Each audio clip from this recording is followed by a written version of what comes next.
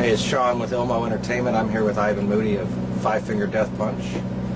Ivan, congratulations on War's the Answer. Thank you. You guys are probably one of the top rising metal bands out there, and have been even since Way of the Fist. Yeah, 3 years going, 3.5 years now. A lot of hard work, man. I think, you know, a lot of people, they over, I don't want to say take it for granted, but, you know, it takes a lot of sacrifice and a lot of road time and countless shows and sweat and blood to even be in this position.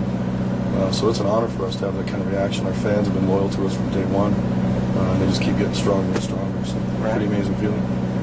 Congratulations. Now, when you guys write songs like Hard to See, Bleeding, Bulletproof, which was my favorite off the album. It's a good one.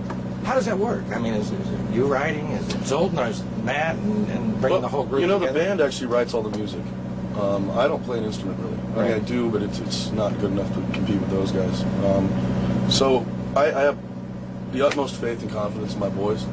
They write all the material. 3/4 of the stuff you hear on the album is exactly how it was handed to me, and then I turn around and put my lyrics and my melodies and harmonies over it. Right.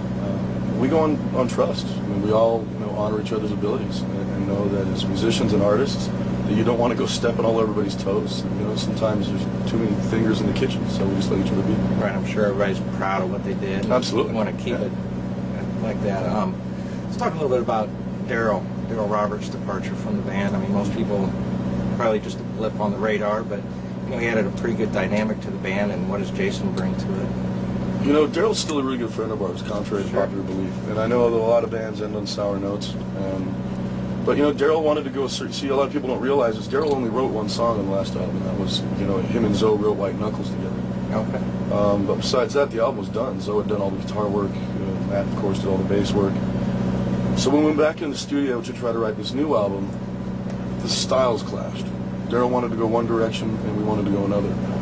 And, you know, the old saying goes, when the machine's not broken, don't fix it. And we didn't want to change our style so drastically that it became a whole new entity. Jason is a stellar performer and probably one of the best players in the world. I mean, he's played with bands like Vince Neil and Alice Cooper. He's been around the map, and not to mention his solo work. I mean, it shows through on this album. He's a fascinating player. And he's a good guy too, man. Yeah, he's a lot of fun to hang out with, dude. He never stops. He's so witty. It's hilarious. So we think we made the right decision. I mean, who knows? Time will tell. You know, but we don't think we lost anything. So with Daryl, was he on a part of that album, or was he on the new one? Yeah, on the new one. You know, anything from him on there? There was a song called "Far From Home" on the album that originally Daryl and I sat down and wrote, but the direction he went with it was a little bit different.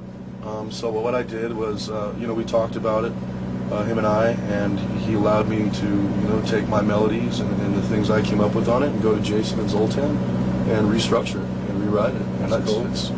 But no, besides that, no, he didn't do anything on this album. He's out doing his own thing right now in LA. So. Okay, we'll wish him luck, I'm sure. No, most definitely, yeah.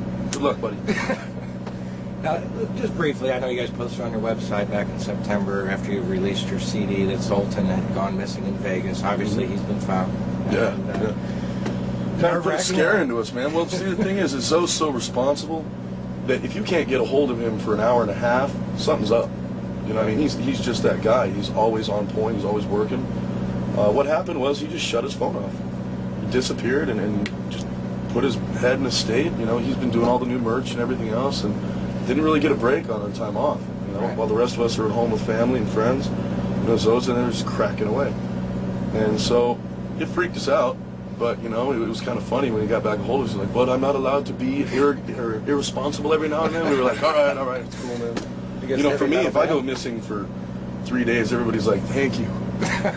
So it was just different. All right, Ivan, War is the Answer is out now. Deluxe edition available online.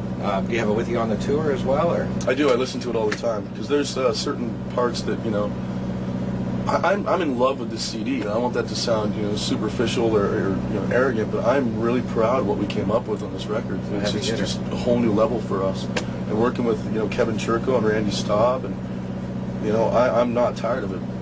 I was definitely tired of the last album. I mean, how many times do I listen to Ashes before I'm like, I get it.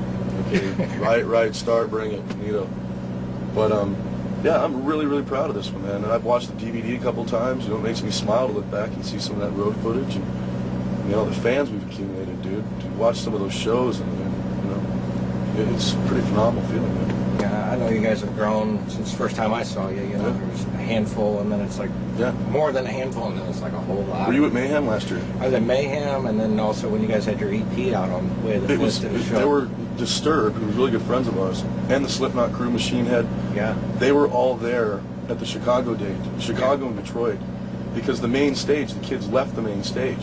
And they couldn't, they were like, well, this is bullshit. Where'd all of our fans go? Right. And we went out there, and there's 20,000 kids on the second stage waiting to see us. And they were chanting Death Punch so loud, it was shaking the back of the stage. And it was just, great, man, phenomenal it was cool, man. I just got goosebumps thinking about it. Yeah. So, I mean, yeah, you live your whole life for that kind of feeling, you know? Sure. I would hate to put it this way, it's better than sex.